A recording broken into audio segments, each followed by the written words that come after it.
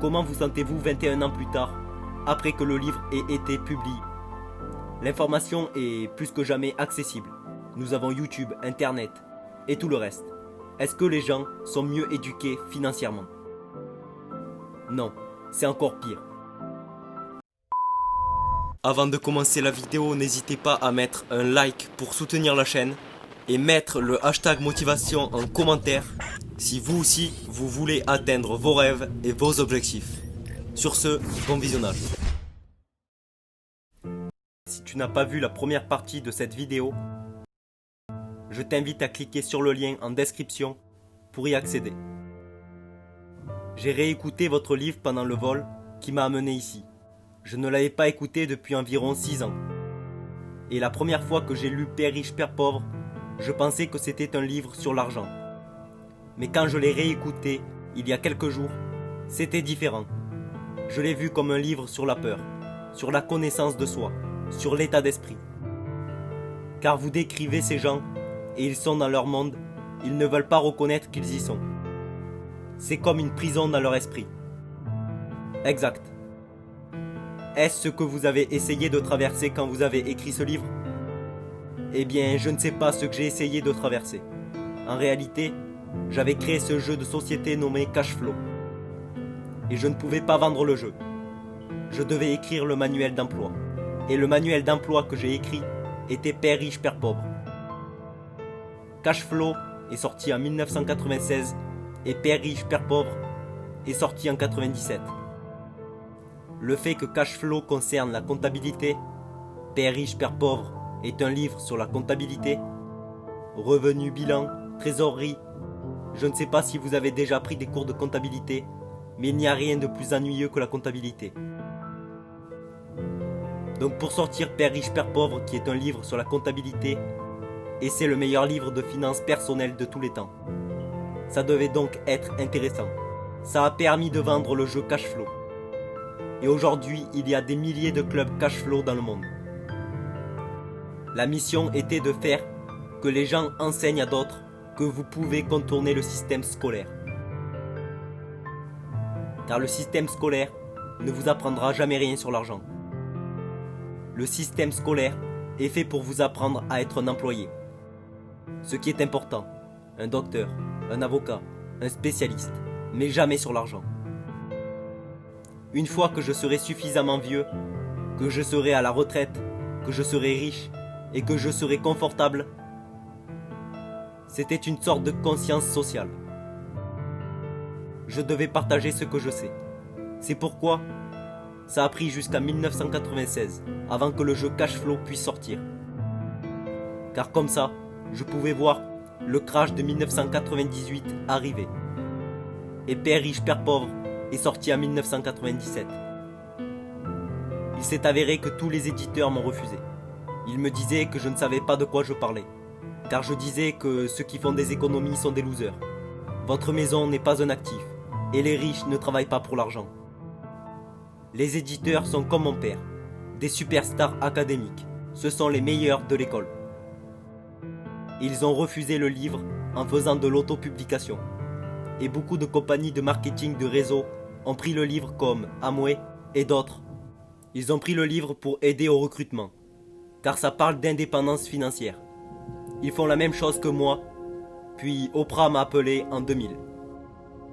Grâce à Oprah, je suis passé de obscurité à mondialement connu en une nuit, en 2000.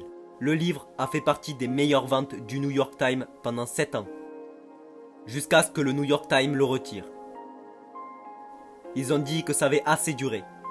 Mais comme vous le savez, la plupart des gens dans le domaine de l'édition ou du journalisme sont de l'autre côté de la médaille du capitalisme. Vous savez. Alors ils n'aiment pas ceux qui font de l'argent. C'est comme mon côté père pauvre. Voici l'histoire. Et je joue au Monopoly dans la vie réelle. Je n'ai pas besoin d'avoir un travail, je n'ai pas de retraite, je ne veux pas que le gouvernement s'occupe de moi, mais je ressens la responsabilité sociale d'enseigner, et c'est ce que mon père riche a fait pour moi. Vous avez dit que le livre était sur la comptabilité. Et c'est un excellent livre sur la comptabilité, car ça la rend compréhensible. J'ai pris la comptabilité en école de business et je vois ce que vous voulez dire. C'est ennuyeux. C'est ennuyeux. Mais c'est aussi un livre au sujet de vos propres peurs. Je pense que c'est pourquoi ça résonne avec les gens. Vous leur dites les choses et ils savent que c'est vrai. Ils savent en regardant dans le miroir qu'ils ne font pas les bons choix. Ils ne sont pas disciplinés. Ils font les mauvaises choses. Ils savent qu'ils ne sont pas heureux. Ils auront peur toute leur vie. En attendant la prochaine paye. Et on peut le comprendre. Vous savez, nous avons tous des peurs. Pour dire la vérité. Nous avons tous des peurs. La différence, c'est comment vous les gérez. Einstein disait: l'imagination est plus importante que le savoir. Mais le savoir décuple l'imagination. La chose dont les gens manquent, c'est l'éducation financière. Comme la comptabilité, les dettes, les taxes. Vous devez connaître ces choses-là. Ils ne l'enseignent à personne à l'école. Donc quand les gens me demandent comment votre père riche a appris cela, alors que votre père pauvre avec un doctorat ne l'a pas appris, la raison est simple. Mon père riche n'était pas un ami de mon père pauvre. Son père est mort quand il avait 13 ans. Mon père riche s'est retrouvé avec ce business de famille à s'occuper à l'âge de 13 ans. Il a quitté l'école, ce qui fut sa bénédiction. Il y a des bénédictions. Parfois, une bénédiction ne ressemble pas à une bénédiction, mais elle finit par en être une. Ses enseignants sont devenus ses comptables, son avocat, son banquier, ses agents immobiliers. Il a donc eu ce que j'appelle de vrais enseignants. Pas ces faux enseignants de l'école. La plupart des enseignants de l'école n'ont aucune éthique. Ils enseignent des sujets qu'ils ne mettent pas en application eux-mêmes. J'ai eu le même problème dans mon école de commerce. Je me suis disputé avec mon professeur de marketing car il n'avait pas de business. Puis je me suis disputé avec un professeur de comptabilité car le professeur de comptabilité ne connaissait pas la comptabilité. J'en savais plus que lui sur la comptabilité car j'avais tenu des livres de compte pour les compagnies de mon père riche. Alors je ne suis pas un comptable, mais je comprends la comptabilité. Ça a marqué la fin de mes études, car j'ai compris que c'était un faux professeur. Un faux professeur est quelqu'un qui veut juste un travail et qui enseignera n'importe quoi. Ils enseigneront comment faire briller vos chaussures si vous leur donnez plus d'argent. Mais ils ne connaissent pas vraiment ce qu'ils enseignent.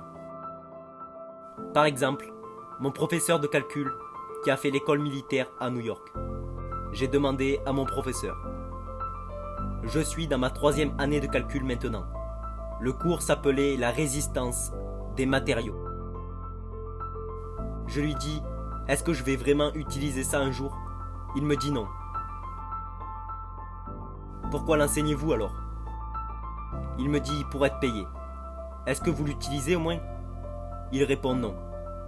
C'est pourquoi, une des choses à faire dans la vie, ce que je suggère aux gens, c'est de trouver un vrai enseignant contrairement à un faux enseignant. Un faux professeur ne fait pas ce qu'il enseigne. Et un vrai professeur est quelqu'un qui fait ce qu'il enseigne tous les jours. Mon comptable et mon avocat font ça tous les jours. C'est comme ça que j'ai appris. Car chaque jour, je résous des problèmes dans mon business.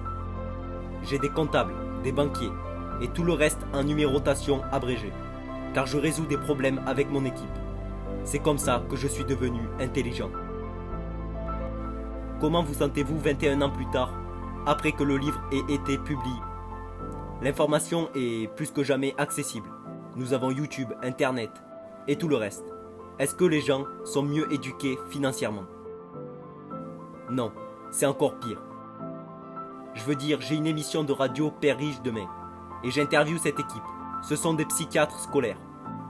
Dans leur livre, ils parlent de la façon dont notre système scolaire affaiblit nos étudiants à l'école. Ils ont quelque chose appelé l'effet de déclencheur du doute.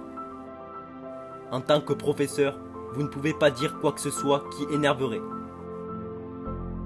Il ne faut rien qui puisse ébranler leur point de vue. Alors, si j'allais à l'école, je me ferais jeter dehors, car je serais une menace. Pour moi, l'école est supposée vous ouvrir les yeux et votre esprit à de nouvelles idées. Mais aujourd'hui, c'est hors du système. Tout le monde doit rester politiquement correct, et ça nous tue. Ça tue le cerveau de nos enfants, qui dégraissent, mais dans leur tête. Ils sont plus éclairés, c'est peut-être le cas. Mais si je n'avais pas été confronté à des idées qui m'avaient bousculé, je n'aurais jamais rien appris de nouveau. Et les mécanismes déclencheurs, comme ceci. Ils ne vous laissent plus avoir des cacahuètes dorénavant. Ils ont découvert que si vous empêchez un enfant d'avoir des cacahuètes, sa propension à avoir une allergie augmente. Alors c'est fini Charlie, tu n'auras plus de cacahuètes. 17% découvriront qu'ils sont allergiques aux cacahuètes. Mais si vous donniez les cacahuètes aux enfants, seulement 3% d'entre eux y seront allergiques. C'est un peu une métaphore pour le livre. Il dit que l'école rend nos enfants plus faibles.